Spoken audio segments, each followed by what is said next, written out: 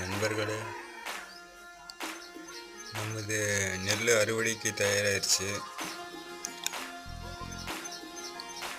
இன்னொரு இன்னொரு 10 நாளில் அறுவடை செஞ்சிடலாம்.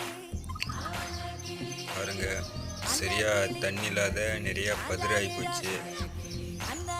இதில் எலி அணில் வேற வந்து வந்து இந்த மச்சில் ஓரங்கிறதெல்லாம் பாருங்க எப்படி கடிச்சு வச்சு நிற்குது.